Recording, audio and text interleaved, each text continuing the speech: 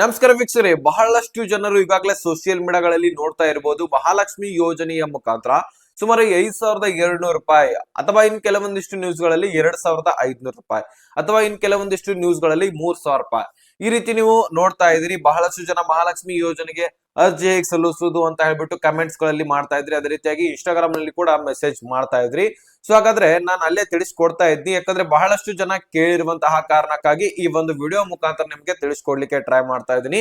ವೀಕ್ಷಕರ, ಈ ಒಂದು ಮಹಾಲಕ್ಷ್ಮಿ ಯೋಜನೆ ಜಾರಿ ಮಾಡಿದಾರಾ ಅಥವಾ ಇಲ್ವಾ, ಜಾರಿ ಮಾಡಿದ್ದೆ ಆದ್ರೆ ಇದಕ್ಕೆ ಅರ್ಜಿ ಹೇಗ್ ಸಲ್ಲಿಸಬೇಕು, ಇದಕ್ಕೆ ಡಾಕ್ಯುಮೆಂಟ್ಸ್ ಗಳು ಏನೇನ್ ಬೇಕು, ಯಾವ ರೀತಿಯಾಗಿ ಪ್ರೊಸೆಸಿಂಗ್ ಇದೆ, ಅಂದ್ರೆ ಈಗ ಪ್ರತಿ ತಿಂಗಳು ಕೂಡ ಬರುವಂತಹ ಯೋಜನೆ ಅಂದ ಬಳಿಕ ಪ್ರತಿಯೊಬ್ಬರು ಕೂಡ ಕೇಳ್ತೀರಿ. ಸೊ ಹೀಗಾಗಿ ಬಹಳ ಇಂಪಾರ್ಟೆಂಟ್ ಮಾಹಿತಿ ಈ ಒಂದು ಮಹಾಲಕ್ಷ್ಮಿ ಯೋಜನೆಯ ಬಗ್ಗೆ ಚರ್ಚೆ ಮಾಡೋಣ.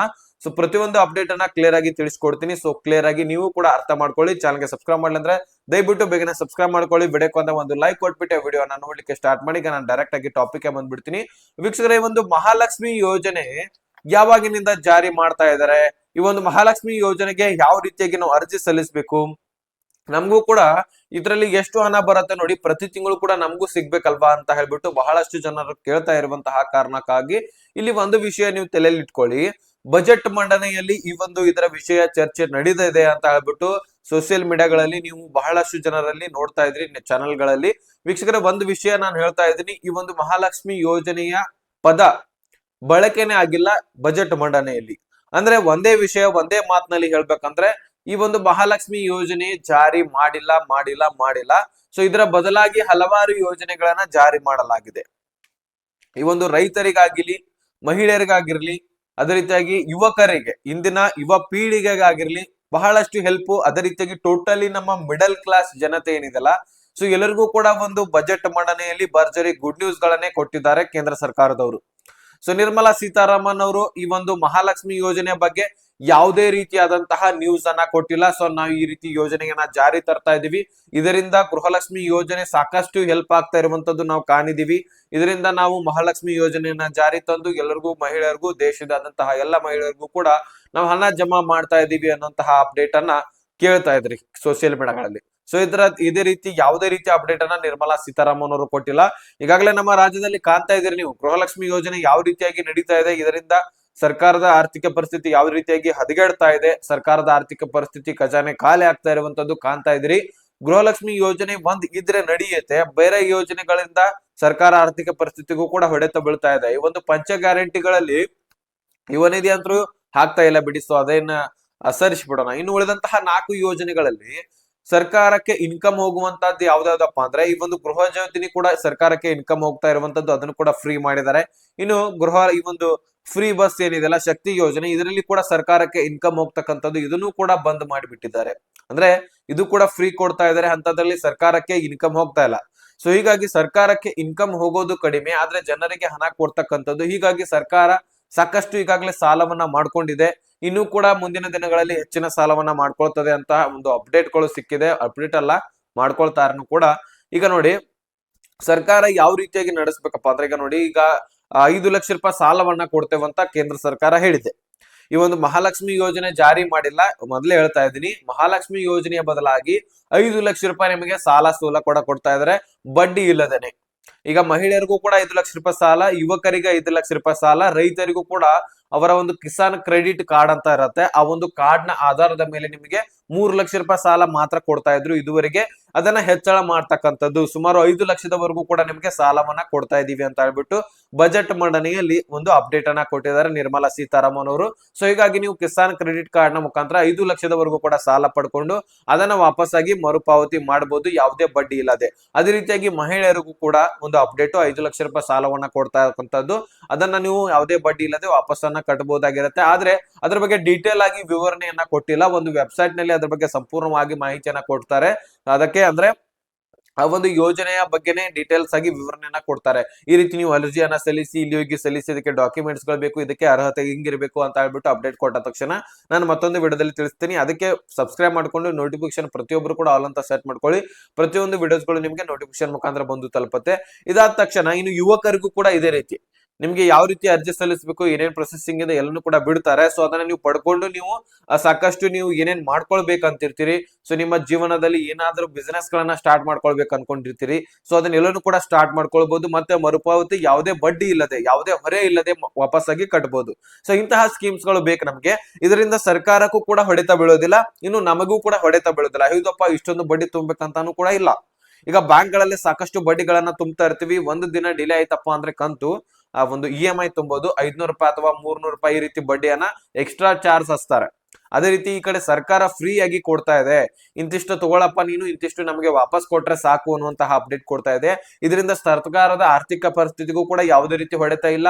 ಇನ್ನು ಮಹಿಳೆಯರಿಗಾಗಿರ್ಲಿ, ಪುರುಷರಿಗಾಗಿರ್ಲಿ, ಮತ್ತೆ ರೈತರಿಗೆ ಯಾವುದೇ ರೀತಿ ತೊಂದರೆ, ನಾನು ಇಷ್ಟು ಬಡ್ಡಿ ಹಾಕಿ ಕೊಡ್ಬೇಕಲ್ಲ ಅಂತ ಹೇಳ್ಬಿಟ್ಟು ಯಾವುದೇ ಹೊರೆನೂ ಕೂಡ ಇಲ್ಲ ಅಲ್ಲ. ಸೊ ಇದು ಒಂದು ಬೆಸ್ಟ್ ಸ್ಕೀಮ್ ಅಂತಾನೆ ಹೇಳ್ಬೋದು. ಸೊ ಜಾರಿ ಸದ್ಯದಲ್ಲಿ ಮಾಡೋರಿದ್ದಾರೆ, ಸೊ ಆದಷ್ಟು ಬೇಗ ಜಾರಿ ಮಾಡ್ಲಿ ಅಂತ ಹೇಳ್ಬಿಟ್ಟು ನಮ್ಮ ಒಂದು ಅನಿಸಿಕೆನೂ ಕೂಡ ಸರ್ಕಾರಕ್ಕೆ ಮನವಿ ಕೂಡ ಇರತ್ತೆ. ಸೊ ಇಶ್ಯೂ ನಿಮಗೆ ಆದ್ಮೇಲೆ ಈಗಾಗಲೇ ನೋಡ್ತಾ ಇದ್ರಿ ಸಾಕಷ್ಟು ಯೋಜನೆಗಳು ಯಾವ ರೀತಿಯಾಗಿ ಹಣ ಕೊಡ್ತಾ ಹೋದ್ರೆ, ಇದರಿಂದ ನಾವು ಬಹಳಷ್ಟು ನ್ಯೂಸ್ ಗಳಲ್ಲಿ ನೋಡಿರ್ತೀರ. ಆದಷ್ಟು ತಿಳಿದವರು ಇದನ್ನೇ ಹೇಳ್ತಕ್ಕಂಥದ್ದು, ಆ ಹಣ ಬೇಡ ನಮಗೆ, ಇದರಿಂದ ಬದಲಾಗಿ ಏನಾದ್ರೂ ನಮಗೆ ಸ್ಕೀಮ್ಸ್ ಗಳನ್ನ ಜಾರಿ ತರ್ರಿ, ಅಥವಾ ನಮಗೆ ಒಂದು ಹಾಸ್ಪಿಟಲ್ಗಳಲ್ಲಿ ಫ್ರೀ ಆಗಿ ಚಿಕಿತ್ಸೆಯನ್ನು ಕೊಡಿಸಿ, ಅಥವಾ ನಮ್ಮ ಶಾಲಾ ಕಾಲೇಜುಗಳಲ್ಲಿ ಇನ್ನಷ್ಟು ಸ್ಕಾಲರ್ಶಿಪ್ ಗಳನ್ನ ಹೆಚ್ಚಳ ಮಾಡಿ, ಅಥವಾ ವಿದ್ಯಾರ್ಥಿಗಳಿಗೆ, ಬಡ ವಿದ್ಯಾರ್ಥಿಗಳಿಗೆ ಫ್ರೀ ಆಗಿ ಎಜುಕೇಶನ್ ಅನ್ನ ಕೊಡಿ. ಸೊ ಗೌರ್ಮೆಂಟ್ ಅಲ್ಲ, ಪ್ರೈವೇಟ್ ಗಳಲ್ಲಿ ಕೂಡ ಒಂದು ಹಂತವಾಗಿ, ಈಗ ನೋಡಿ ಸುಮಾರು ಒಂದು 25 ಅಥವಾ 30 ಸಾವಿರ ರೂಪಾಯಿ ಈಗ ಫೀಸ್ ಅಂತ ಅನ್ಕೊಳ್ಳಿ, ಅದರಲ್ಲಿ ಒಂದು 15 ಸಾವಿರ ರೂಪಾಯಿ ಸರ್ಕಾರ ಫ್ರೀ ಕಡಿತಗೊಳಿಸ್ಬೇಕು. ಇನ್ನು ಉಳಿದಂತಹ 15,000ನ ವಿದ್ಯಾರ್ಥಿ ಕಟ್ಲಿ. ಸೊ ಈ ರೀತಿ ಒಂದು ಏನಾದ್ರೂ ಹೆಲ್ಪ್ ಮಾಡಿದ್ರೆ ಮತ್ತಷ್ಟು ಒಳ್ಳೇದಂತ ಹೇಳ್ಬಿಟ್ಟು ಜನರಿಂದನೂ ಕೂಡ ಅಭಿಪ್ರಾಯ ಬರ್ತಾ ಇದಾವೆ, ಇಂತಹ ಸ್ಕೀಮ್ಸ್ ಗಳು ಬೆಸ್ಟ್ ಅಂತ ಹೇಳ್ಬಿಟ್ಟು. ಸೊ ಇನ್ನು ಫ್ರೀ ಆಗಿ ಕೊಡ್ತಾ ಹೋದ್ರೆ, ಇದರಿಂದ ಫ್ರೀ ಆಗಿ ಕೊಟ್ಟಿದ್ದಾರೆ ಒಂದ್ ಕಡೆ, ಇದರ ಬದಲಾಗಿ ನಮಗೆ ಸಾಕಷ್ಟು ಬೆಲೆ ಏರಿಕೆನೂ ಕೂಡ ಆಗಿದೆ. ನಿಮಗೆ ಗೊತ್ತಿರಬಹುದು, ಈಗ ಪೆಟ್ರೋಲ್ ಬೆಲೆ, ಡೀಸೆಲ್ ಬೆಲೆನೂ ಕೂಡ ಮೊದಲೇ ಏರಿಕೆ ಆಯ್ತು. ಅದಾದ್ಮೇಲೆ ಹಾಲಿನ ಬೆಲೆ ಏರಿಕೆ ಆಯ್ತು. ಅದಾದ್ಮೇಲೆ ಈಗ ಮತ್ತೆ ಈಗ ಒಂದು ಫ್ರೀ ಬಸ್ ಅನ್ನು ಓಡಿಸ್ತಾ ಇದಾರಲ್ಲ, ಈಗ ಪುರುಷರಿಗೆ ಟಿಕೆಟ್ ಬೆಲೆ ಹೆಚ್ಚಳ ಮಾಡ್ತಕ್ಕಂಥದ್ದು ಸುಮಾರು 15ರಿಂದ 20% ಒಂದು ಬಸ್ ಟಿಕೆಟ್ ಅನ್ನ ಹೆಚ್ಚಳ ಮಾಡ್ತಕ್ಕಂದ್ರೆ 15% ಅಷ್ಟು, 100ಕ್ಕೆ 15 ರೂಪಾಯಿ ಹೆಚ್ಚಳ. ಸೊ 200ಕ್ಕೆ 130 ರೂಪಾಯಿ, ಟೋಟಲಿ ನಾವು 30 ರೂಪಾಯಿ ಎಕ್ಸ್ಟ್ರಾ ಕಟ್ಬೇಕಾಗತ್ತೆ. ಈಗಾಗಲೇ ಎಷ್ಟು ಕಟ್ತಾ ಇದ್ವಿ ಅದಕ್ಕಿಂತ 30 ರೂಪಾಯಿ ಜಾಸ್ತಿನೇ ಕಟ್ಟಬೇಕು. ಸೊ ಈ ರೀತಿ ಟಿಕೆಟ್ ದರನು ಕೂಡ ಪುರುಷರಿಗೆ ಹೆಚ್ಚಳ ಆಗ್ತಾ ಇದೆ.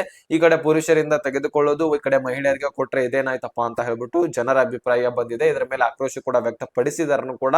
ಸೊ ಇದರಿಂದ ಸರ್ಕಾರ ಏನ ತಲೆ ಕೆಡಿಸ್ಕೊಂಡಿಲ್ಲ.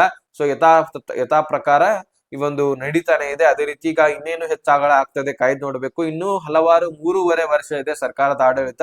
ಅಷ್ಟೂನು ಕೂಡ ನಾವು ಗೃಹಲಕ್ಷ್ಮಿ ಅನ್ನಭಾಗ್ಯದಲ್ಲಿ ಹಣ ಸಾಕಷ್ಟು ಫ್ರೀ ಆಗಿ ಕೊಡ್ತಾ ಹೋದ್ರೆ ಮತ್ತಷ್ಟು ಹೊಡೆತ ಬೀಳೋದು ನಿಜಾನೇ. ಸೊ ಇದರ ಬದಲಾಗಿ ನಮ್ಗೆ ಗೃಹಲಕ್ಷ್ಮಿ ಒಂದನ್ನ ಕೊಟ್ಟಿದ್ರು ನಡೆಯುತ್ತೆ ಅಂತ ಹೇಳ್ಬಿಟ್ಟು ಜನರ ಅಭಿಪ್ರಾಯ ಬರ್ತಾ ಇದೆ.